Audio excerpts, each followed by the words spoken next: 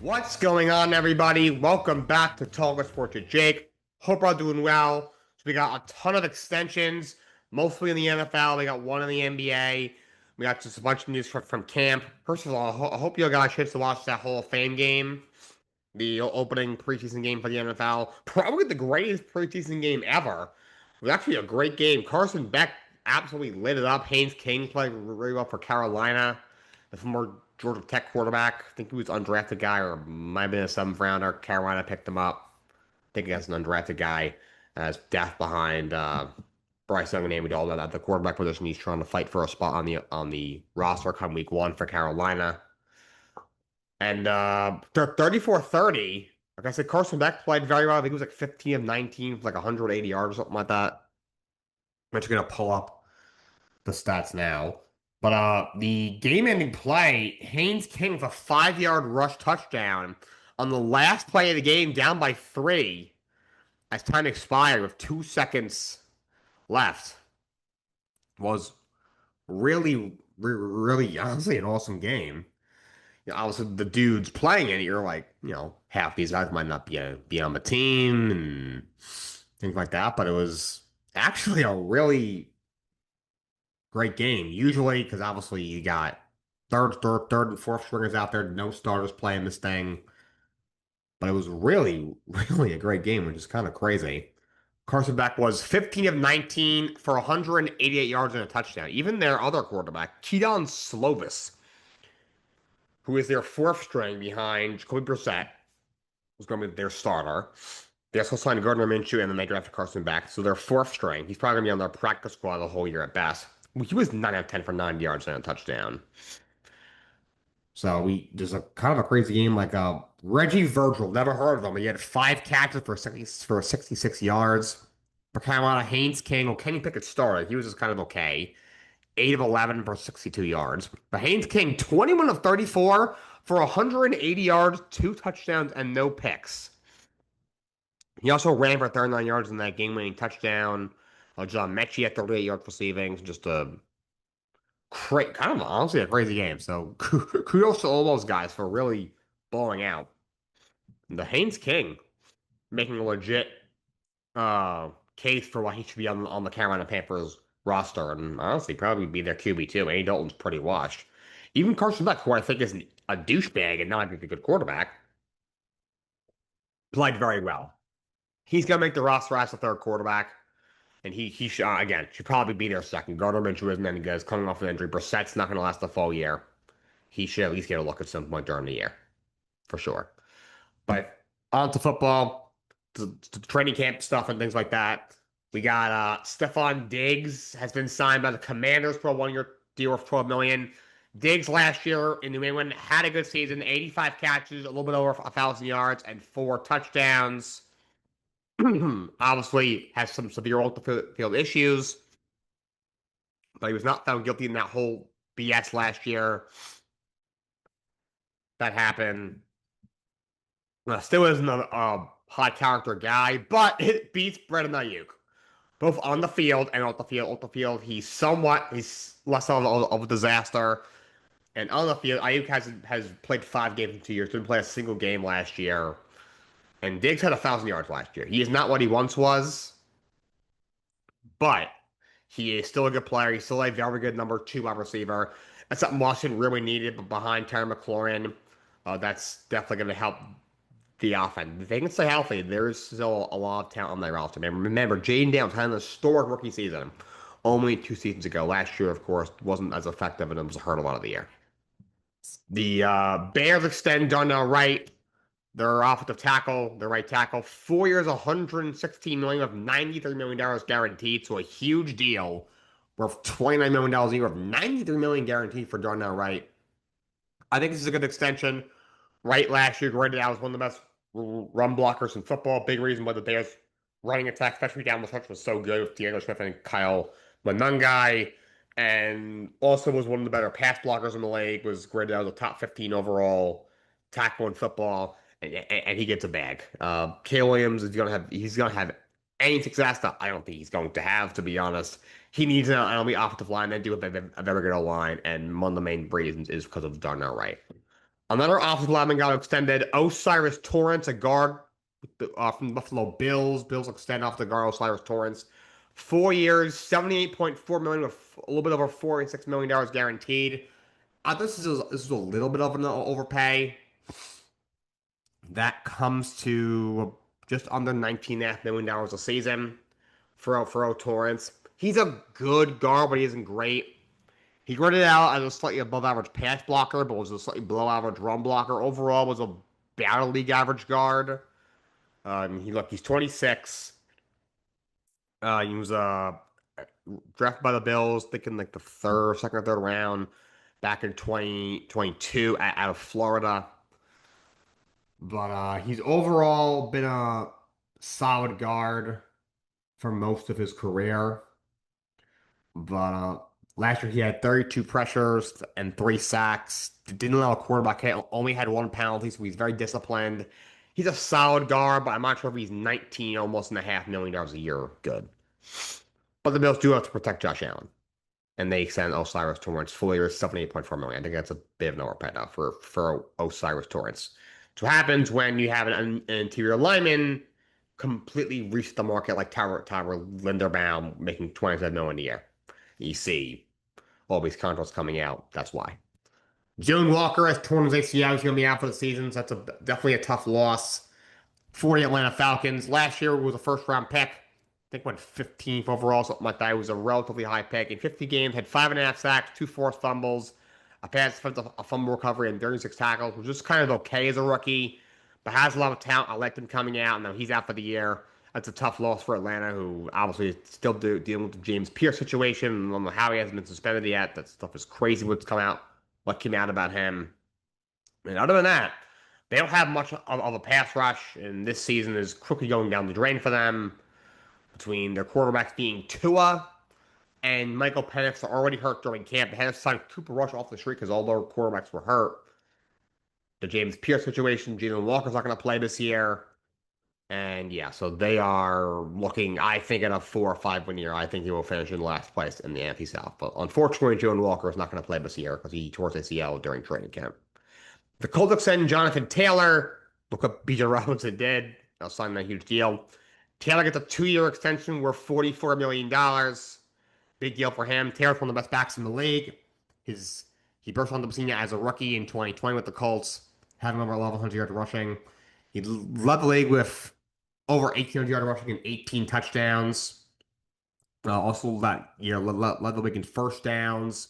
He had the longest rushing attempt of the entire year with 83 yards. He averaged 106 yards plus a game that year. 332 carries here were most from the league in 2021. Following 2 seasons, missed 13 games due to injury. The 13 to 14 games due to injury was hurt a lot. But in 2024, stayed mostly healthy, played 14 games, had over 1,400 yards and 11 touchdowns, and had 18 catches. Last year, did slow down in the second half, but still had an incredible year. Led the league once again in carry for the second time in his career of 323 carries, 1,585 yards to almost 1,600 rushing yards, 18 touchdowns, led the league, hit 84 first downs, which led the NFL, so kind of a fun fact. Also had 46 catches for 370 yards and 2 touchdowns. It was his best season as a receiver. He made his 3rd Pro Bowl. He's been an All-Pro twice. He was a first team All-Pro back in 2021 when he was the runner-up for Offensive Player of the Year. Also got some MVP votes. Would have probably been the MVP if the Colts made the playoffs. He didn't slightly struggle at the very end of the year. First half of the season last year, he was arguably the MVP. Second half of the year, he was not as effective. I know it's I have in fantasy. He's a guy, if they can keep him under 300 carries, he's going to be a 1,400 to 1,600 yard back every year. He's going to have 10, 12 plus touchdowns. He's going to be somewhat impactful in the receiving game. Problem is, the Colts, they've had a bunch of decent weapons for a while. They haven't had like a true number one. Michael Pittman was never a number one. He's no longer on the team now. And like Alec Pierce is good, but he's not great. Even Josh Downs, I think, is very underrated. He's good. He hasn't been great thus far. We'll see what Tyler Warren does in year 2, but they rely on him so much. They've had such bad quarterback play in recent years that they kind of have to overuse him. But he's quieted the health concerns for the most part these last 2 years. He's been very effective. He's an absolute dog. Easily a top six, if not top five back in the league. And he gets a $22 million a year extension with most of that money guaranteed. 39 million guaranteed. And Jahmyr Gibbs gets a massive deal, 3 year extension worth $75.75 million. So he literally is going to make $750,000 more a year than Bijan Robinson. He literally told the Lions, just get me more money, more money than Bijan Robinson. Even if it's a dollar. If it's a dollar, I want to be the highest paid back in the NFL, even if it's by a dollar, which is basically what happened. $51.5 million guaranteed. So Bijan Robinson was the highest paid running back of all time from an annual average value standpoint, and from a guarantee money standpoint for about 48 hours. Gibbs is going to make $750,000 more a year, and he's going to make 500 grand more guaranteed. But Gibbs is an absolute superstar. He's gotten better every year. His first year in the league, ran for 945 yards and 10 touchdowns. Also had 52 catches for 316 yards and a touchdown. Second year in the league, ran for over 1,400 yards, led the league of 16 rushing touchdowns, had 52 catches, 517 yards, and 4 touchdowns. Last year, he had over 1,200 yards and 13 touchdowns, had 77 catches for 616 yards and 5 touchdowns. He's been a Pro Bowler every single year. He's been second team All Pro every single year as well. And now with David Montgomery gone and a new offensive coordinator, who's not as efficient, obviously, Drew Petzing is he better than John Morton? Maybe, but he certainly isn't half the coordinator that Ben Johnson was. David Montgomery not there at this time is Isaiah Pacheco, who is definitely not a three down back. Expect him to have a higher usage, which is something to look out for. I'm going to do a mock draft at the end of the show today on Sleeper. I am going to, but just keep an eye out for that because you look at his usage. Keep in mind, I'm not including the catches. He's had between 240 and 250 carries the last 2 years. I could see him having 300 carries this year. So bear that in mind. You never know. So definitely bear that in mind. But Gibbs, he is a star, and 25 million a year and change for a running back is crazy. But he is an incredible back, definitely top five in the league. And jumping to basketball very quickly, the Suns extend Dillon Brooks 3 years, $73 million. Dillon Brooks had the best year of his career this past year in Phoenix, averaging 20 points a game, shooting 43% from the field, 34% from three, 82% from the line. He's also a good defender. He got kind of a lot of criticism as a guy because of his arrogant antics. He was kind of a dirty player who's not that good and just says crazy stuff and acts like a pest just because he's not good. But he's always been a good player. I just think he needs to be in the right system. He said that Memphis kind of underutilized him, and I think he was correct. He played well for Houston. The team just wasn't very good, so he didn't get a lot of attention.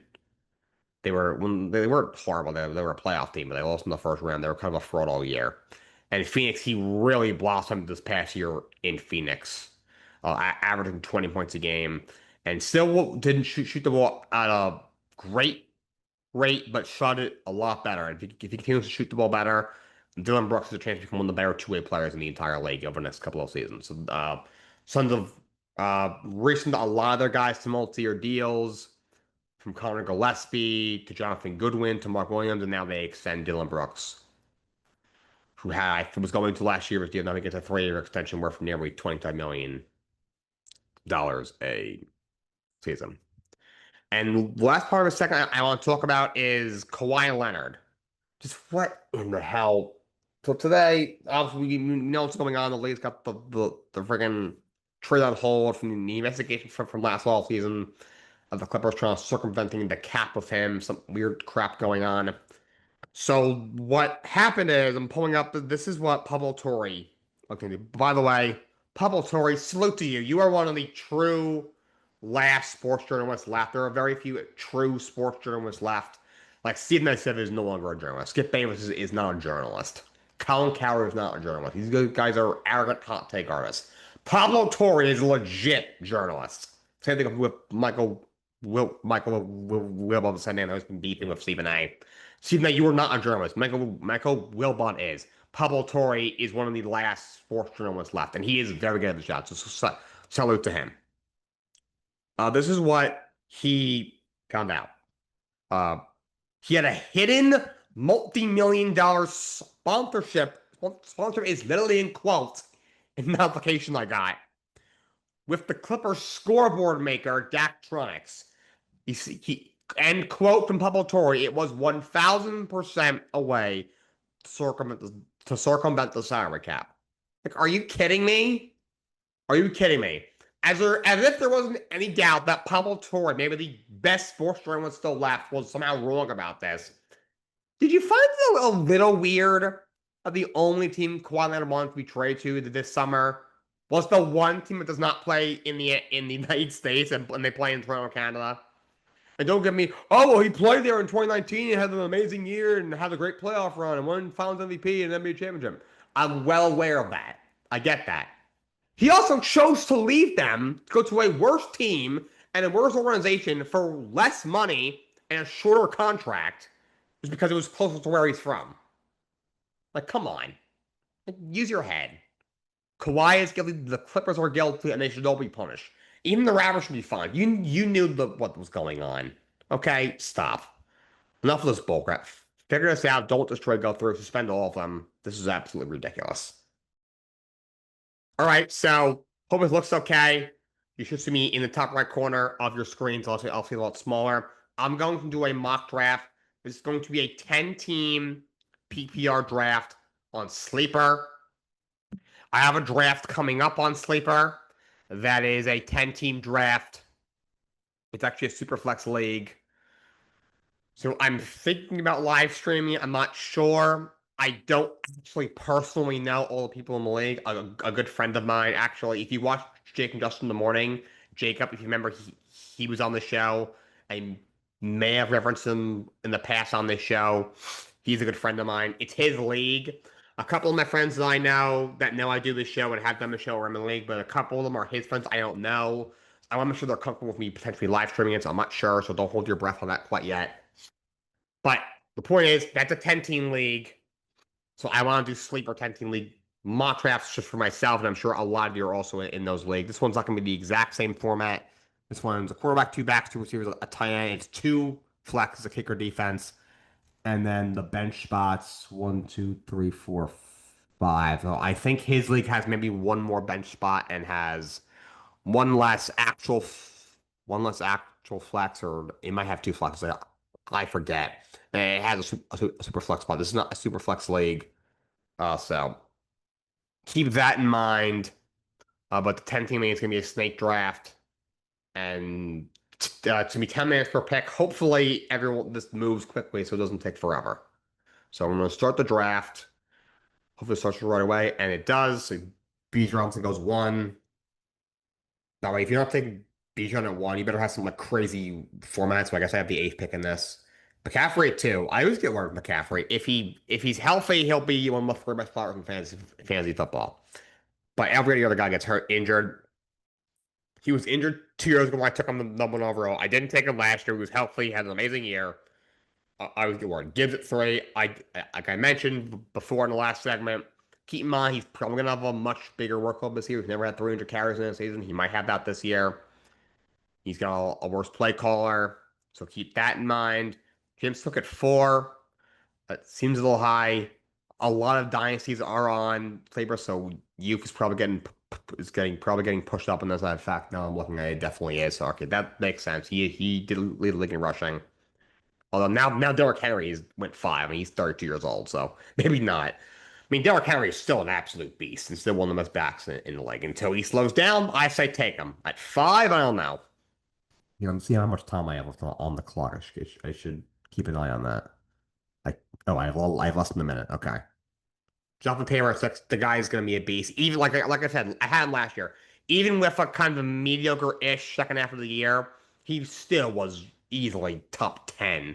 Let's see if it'll show me his player card. Yeah, I can't tell if this was from last year or from this year.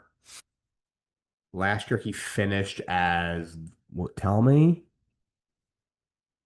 He finished as the running back four last year, and he was average that in the second half of the year. So I have the eighth pick.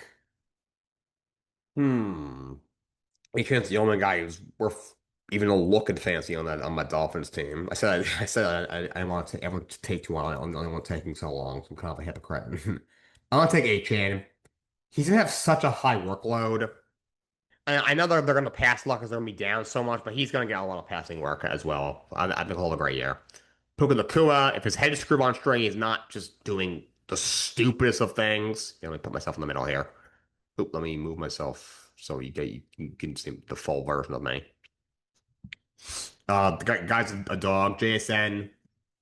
I don't think the Kubiak OCG will make that much of a difference. Kyron, besides the occasional fumble, he has some ball security. He's going to be very good. Genty, I think that he's going to have a big year. The O-line is going to be much better. I think he'll have a much better year. I took over Hampton last year and I got burned. Saquon last year, obviously 2 years ago, was a beast. Last year, obviously, a slight downturn. We'll see what the new play caller is going to do. Well, I'm just going to take Josh Allen. You can win on a quarterback in fantasy football every single year. This year, I'm sure, is no different, but uh, and I'm not a fan of Josh Allen. I think he's kind of a bitch, not gonna lie. But in fantasy, because of how much he runs, he's so valuable. So CB Lamb's good. I think a little bit overrated, but he's good. Hampton should have a big year. Amon Ra, I like him at 2.6. The play car worries me, but Saquon, he should be a little bit better. He wasn't bad last year by any means. Chase Brown's gonna be very good. I actually like him at 2.8 a lot. Jeremiah Love in Dynasty, that's a good pick. If Arizona can screw their headphones right and realize he was drafted overall, he should be great. Lamar, probably he would be going above that if he was healthy last year. Jacobs, as long as he doesn't get suspended and is healthier, he should be great. Trent Broad's tight end one. Jay Jettas. If he gets any sort of quarterback play, he'll be a top five receiver in fantasy. Obviously, Drake London is very underrated. When he's healthy, he's a beast. Kenneth Walker, I think, will have a big year in Kansas City. Pickett should be very good. Nico Collins, as long as he's healthy, I think will be good. So now for my third pick, I would like to get a receiver here. Olave worries me. I'm not sold on Shuck. The injuries in the past, he's had so many concussions. I do have a pick coming up, though. You know what? I think I know what I'm going to do. I'm going to take Brock Bowers. Rookie quarterbacks love tight ends. Kirk Cousins loves tight ends. Those are his two quarterbacks. I think he bounces back and he's healthy. We see AJ Brown. He should have a better year. The Patriots are gonna pass the ball a little bit more than the Eagles did last year. Brees Hall. I wouldn't draft any Jets player ever, but if you're on draft one, I definitely draft Brace. Travis Etienne. I'm not calling him Travis Etienne. Sorry. He should have a good year. Alvin Kamara is still there though. Bucky Irving, if he's healthy, will be very good. So kind of a risky pick of the injury, but very talented. And now I was going to take Malik Neighbors in the fourth round, but the injury worries me. I do like Jackson Dart, but year two, Matt Nagy's his OC really concerns me. I'm going to take T. Higgins. I prefer my wide receiver two, but I can live with my wide receiver one. See, Tet, I think that's a good pick. Javante was very good last year. Olave, I like him in the fourth round. Garrett Wilson in the fourth round. If he had a quarterback, I'd like it a lot more. Rasheed Rice, I think it's a little high for him. I think he's being overvalued. I would stay away from him. The guy, I'm not sure if the guy's gonna not be in jail. Neighbors, freaking, great talent. Just got injury. Luther Burden in the fourth round is ridiculous. I guess in Dynasty, it's a fine pick. RJ Harvey, this is definitely Dynasty. RJ Harvey, fine pick. Harrison's a good pick. Jalen Waddle, depends what version you get.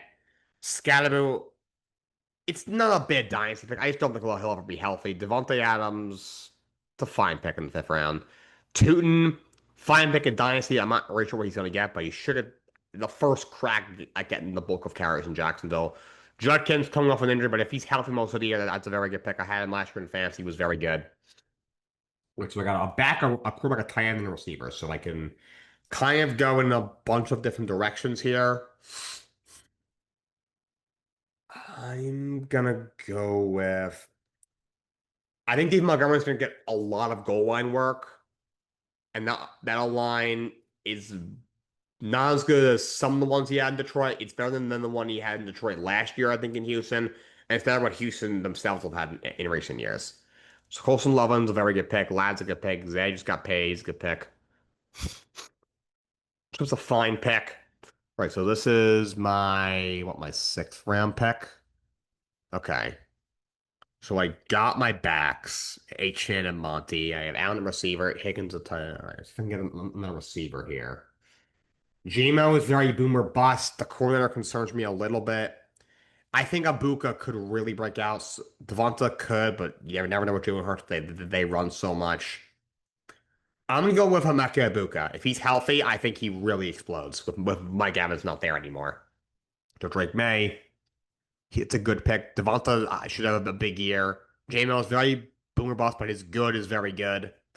Terry with a legit number two receiver behind him should be good if he's healthy. Jalen Warren in round six is fine. Ramondre in round six, he'll get a lot of goal line work, but it kind of depends. Watson, injuries are a concern, but in Dynasty, that's good value. More than the seventh round. Kunal Tate in Dynasty, that's very good value. Tyler Warren's really good value. Tony Pollard's okay. Mike Evans, the seventh round isn't bad. Joe Burrow, if he's healthy, he's gonna be great. Kyron Lungai, that's a pretty good value pick. Kyron Lungai, he was very good in the second half of the year last year. All right, so now I have a quarterback. My alarm's right here, so I can just get my flex now. So now I can definitely take some swings. Oh, Jane Daniels is wow. Him going in the eighth, seventh, or eighth round is honestly good value. I'm gonna take a swing on Roma Dunze. He should have a lot more targets here. He was a lot better last year. I'm gonna take a swing on Roma Dunze. Regal Daddle was very effective last year. Corum, he definitely got some goal line work. He was better last year. Howard Faden, I think, is going to be a good value pick. Jane Daniels is a good value in the eighth round. In fantasy, in Dynasty, he's going to be that's crazy good value. I can get another flex here. Chuba Hubbard has actually been a very efficient runner the last 2 years. Not going to lie. I'm tempted to take a chance on Jordan Tyson.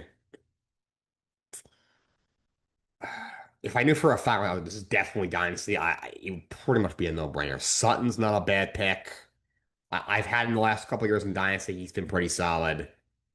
Pitts isn't a bad pick, but his quarterback is so bad. I'm gonna go with Chuba. He should have a large.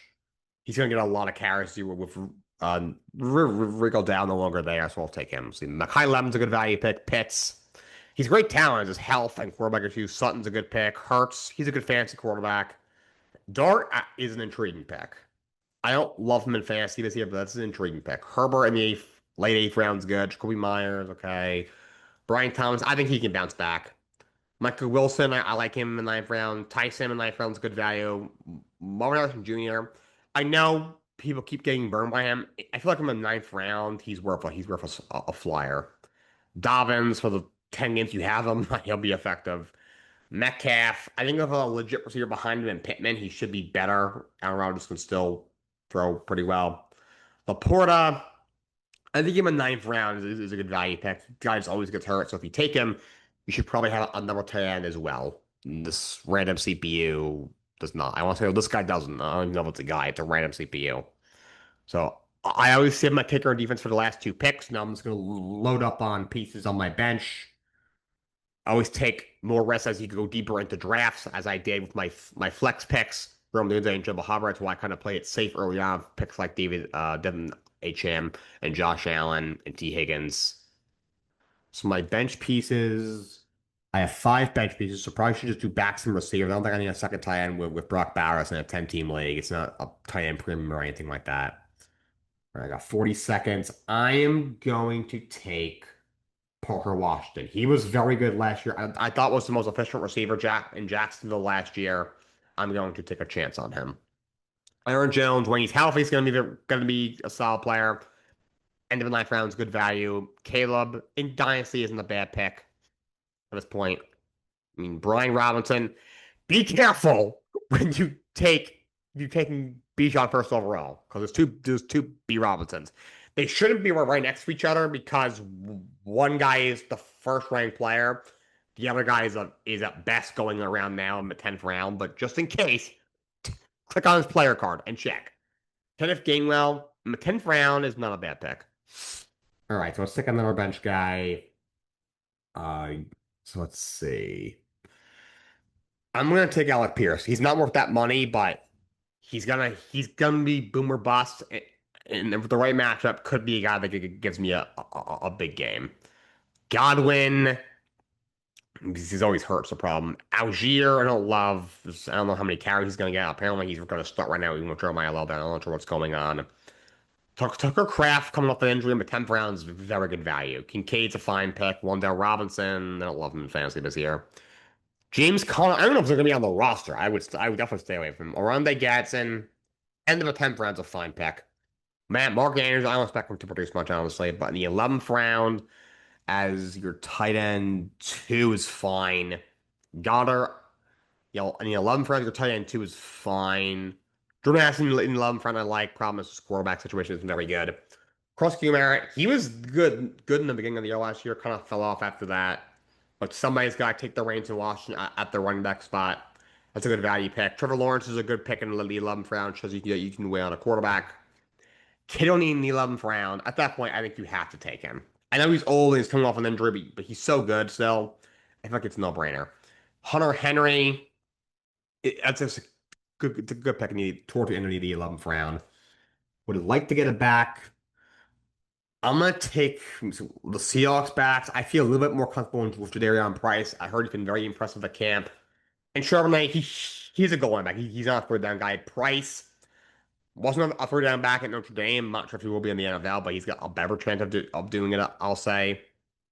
We got Jake Ferguson. That's a good pick in the 11th round. Schultz, fine pick. Dak in the 12th round is a very good pick. Even Mahomes in the 12th round can't really go wrong, right? With a third-time Super Bowl champion who's still 30 years old. All right, so I got my choices of picks here. I honestly love Brenton Strange, but I still don't know where to take out another tight end in a 15 round league. You know what? I'm gonna take Woody Marks.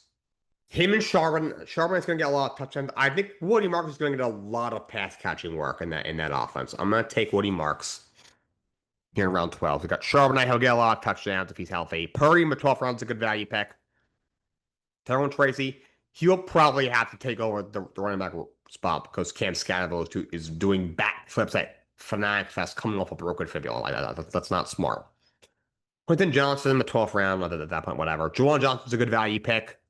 We got kickers and defense coming off the board. That's stupid. Brandon Oliver, I mean, he's amazing, but I think he's being drafted too early. You shouldn't draft him. I mean, he's only like 2 rounds early, but the Rams defense, again, they're going to probably be the best defense in fantasy going into the year, but stream that. Pittman, I mean, I don't think he'll bring much value in the 13th round. I guess he take a shot. Benson, I don't get what the point of drafting him is. Jordan Mason. If you have Aaron Jones, you should probably take Jordan Mason. You should probably take his handcuff. Strange in the 13th round is very good value. Kelsey, as your tight end two in round 13 is a good pick. Jaden Reed in the 13th round is a good pick. Emmett Johnson, 13th round.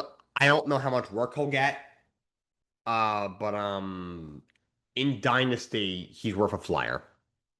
So I can go really anywhere here that I would like. I'll take Romeo Dobbs. I'll hope that he kind of comes out of that slew of Packers mid receivers. So since Eagles defense goes, Stephon Diggs.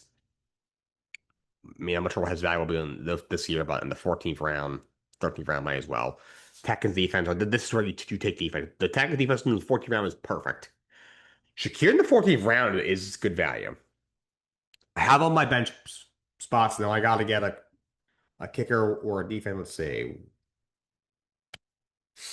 I'm gonna take a kicker right now. I'm gonna take Cameron Dicker. He is a elite kicker, so I will take him. Let's see. Seahawks defense. They should have a great defense again. Jason Myers is a very good kicker. The Ravens defense should be good. Denver defense should be really good. That's gonna be all matchup based. Tyler Loop, I mean, hopefully he learned from his mistakes, but he wasn't bad last year, honestly, besides the one kick. Matthew Stafford at the end of the 14th round, I know he's 1,000 years old, is too good a guy to pass up. So that's a good pick. Dylan Sampson, again, at this point, you might as well take him. If you take Jugger, you should probably take him at the end of the draft. Boswell is a good kicker. Patriots defense should be good. Vikings defense should be pretty good. Their matchup, let me see. Opening up again in Green Bay, their matchups first 2 weeks aren't great, honestly. Cam Little's a great kicker. Harrison Mevis is a good kicker. What do they call him? Thicker the kicker. Lions defense, I mean, I don't know how good they're going to be, but opening up against the Saints is not a bad matchup. But week 2, they play the Bills. They'll play the Jets in week 3. Harrison Bucker, when he's not saying just the most controversial thing in humanly possible, is still a good kicker. Right, so I got to give a defense. I'm just gonna look at the matchup. Jacksonville plays Cleveland. That's really intriguing, especially for defense that's as talented as they are. Pittsburgh plays Atlanta. That's a good matchup. The Chiefs defense. They're playing Denver, not a horrible matchup. Or it's not great. Giants play Dallas. I'm gonna stick with the Jaguars defense. They're the most talented defense there. And they have, I guess, the Cleveland Browns, whose starting quarterback is Deshaun Watson, and what's left of him, or Shador Sanders. And they're one of the more talented defenses, say the most, at least one of the better defenses in the league. So the last 2 picks were Kenny Fairbairn, the Texans kicker, and the Patriots kicker, Borgala. So, all right, that's my mock draft. That's my little fantasy for football piece. My team ended up with Josh Allen, Devon Achane, David Montgomery, T. Higgins, Emeka Ibuka, Brock Bowers. My 2 flags being Roma Dunze and Chuba Hubbard. My kicker is Cameron Dicker. My defense, Jacksonville Jaguars defense. My bench pieces are Parker Washington, Alec Pierce, Jadarian Price, Woody Marks, Romeo Dobbs. Overall, I think it's a good team. My receivers I'm a little bit worried about. Higgins is very good, but obviously Chase is there. And the injuries at times. Gee, last year, what was he ranked last year? He was wide receiver 15 last year. Okay. And then Abuka, when I had him last year, when he's healthy, but was very efficient. I think if he's healthy, will explode, but it's still a little bit of a risk. Bowers for tight end should be a dog. Adunze, I took a swing on Adunze. I'm hoping he breaks out. Hubbard, he was kind of up and down last year. He was running back 14 and 24. I had that year. He was very, very good. Last year was only running back 38 because he split time with Rico Dowdle. If Dowdle no longer there, he should be closer to what he was in 2024. Cameron Dicker last year was kicker number 4 and was kicker number 3 the year before. Was the top 7 kicker for 3 years in a row. That shouldn't change. Jacksonville's defense. I mean, I stream my defense, but they were the number 4 defense in fantasy last year. Problem is, you lose Devin Lloyd, you may be a little bit worse. Though Travis Hunter, if he's fully healthy, is gonna play corner a lot for you with one it seems. Parker Washington was very good in the second half of the year. Last year, see if I can bring up his 2025 piece. Yeah, you see, he didn't have more than 7 points in the game, or more than 9 points in the game before week 10. This is how he finished: 11, 10, 9. Didn't play against any error. Actually, his numbers were not as gaudy as I thought they were. They were not as good, honestly. If I'm being completely honest, they're not what I felt they were. But he should produce more. I really think he will. And Alec Pierce, I mean, he had 1,000 yards last year. He's very boomer bust. Price is a rookie. I'm hoping he takes the reins. Woody Marks, I think his number 2 role as a pass catcher is in the role that he belongs. I think we had a lot of pass catching work and could be a sneaky fantasy football sleeper. And Romeo Dobbs, somebody has to emerge as number 1 in Green Bay, especially with. Oh, I'm an idiot. I'm so sorry. He's in New England now.